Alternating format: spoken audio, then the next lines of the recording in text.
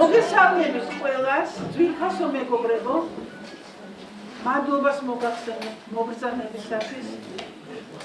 ძალიან მიხარია, რომ ამდენი ადამიანი დაინტერესდა დღეს ჩვენი ღონისძიებით აი ამ წიგნით, რომლის განხილვასაც ახლა ვაპირებთ და ამდენმა კარგმა ადამიანმა და სიღრმისეული პრობლემებით დაინტერესებულმა ადამიანმა მოიყარა დღეს ჩვენთან თან.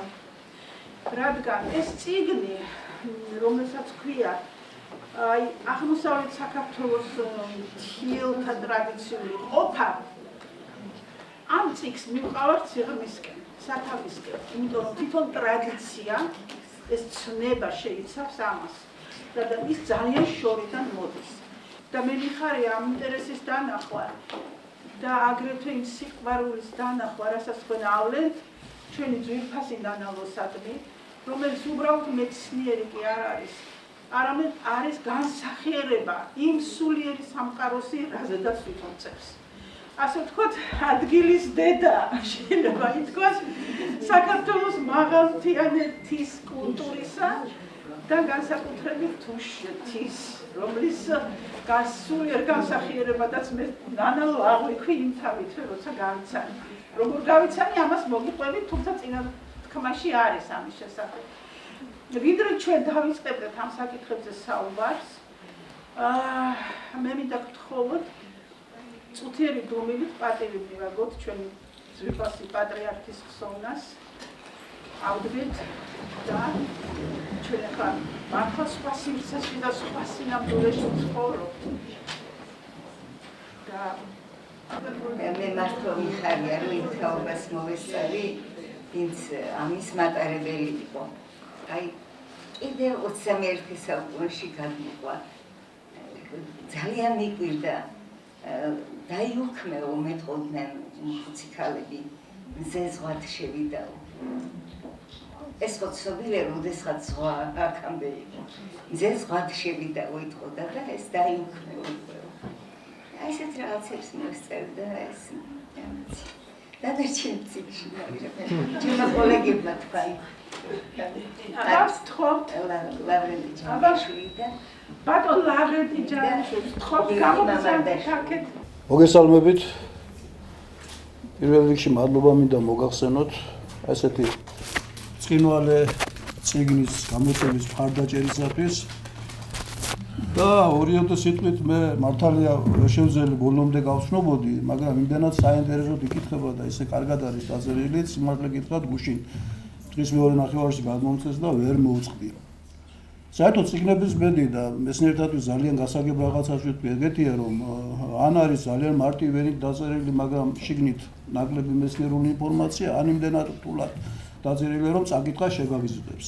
ამ შემთხვევაში ეს ბედნიერ გამონაკლისებს ეკუთვნის, როდესაც იკითხება მშვენივრად და ძალიან ღრმა მეცნიერული აზრი, ანალიზია შიგნით ჩადებული.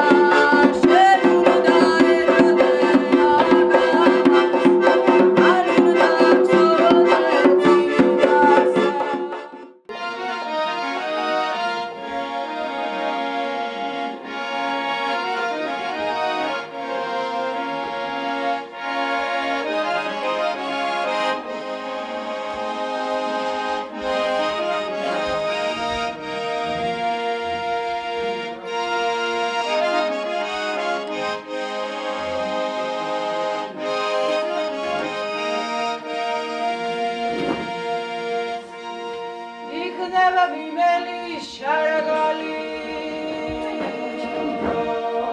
დავაჟა სახლის დალია იქნება ისიც შინარი არამეგულების მუდარია მომეგებებად კბილადა ლექსების ჯადო კარია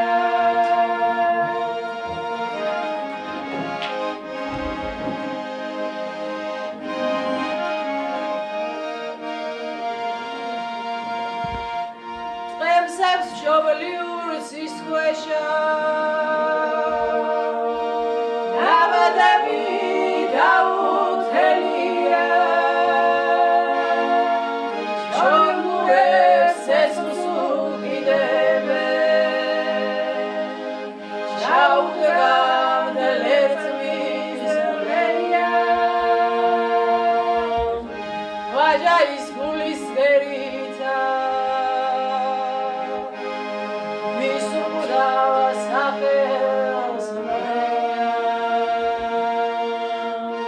ვითამში ჩაჩნურ ცხვარს მორეგამთები და დამაყრუს დამკრავურ თმელის კნარითა სისიქბოს გავადნობ წამწამ ხარხევით და ჟარჯივით დაყრილი ამ გიშრის თმებითა სისიქბოს გავადნობ წამწამ ხარხევით და ჟარჯივით დაყრილი ამ გიშრის თმებითა თუ გინდა ქალავ რომ გახდე შენ ჩემი ნუ წახვალ წყაროზე მარტო გახელსური წაგიყვანს მალი მალგრის მუხლამდიული ან ორმის თვალება არ ხოთის ელსური წაგიყვანს მალი მალგრის მუხლამდიული ან ორმის თვალება არ ხოთის ელსური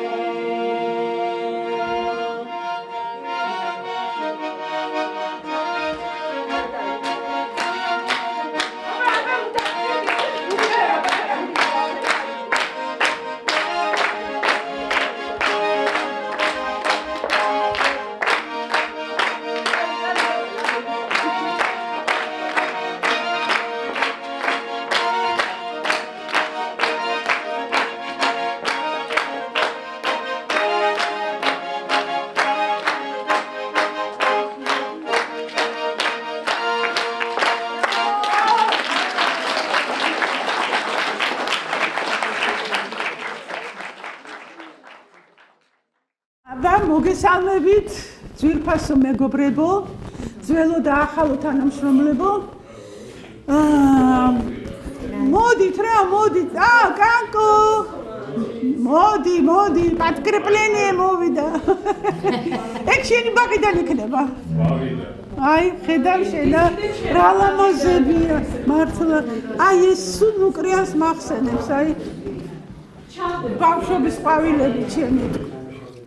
მინდა მე მოვყვეთ საერთოდ რომ კავკასიური სახლის დღევანდელი მდგომარეობის შესახებ ვილაპარაკოთ ამის შესახებ, იმიტომ რომ ძალიან სერიოზულია ეს პრობლემა საერთოდ და სახლის მდგომარეობაც და ის ყველაფერიც რაც ამასთან არის დაკავშირებული, ამას მოგიყვებით თქვენ, იმიტომ რომ ჩვენ ყველანი ერთად ვაშენებთ ამ კავკასიურ სახლს და 10 წლები გვაკავშირებს ერთმანეთთან აი ამ სახლის მშენებლობის და შენარჩუნების პროცესში, ხო მართალია?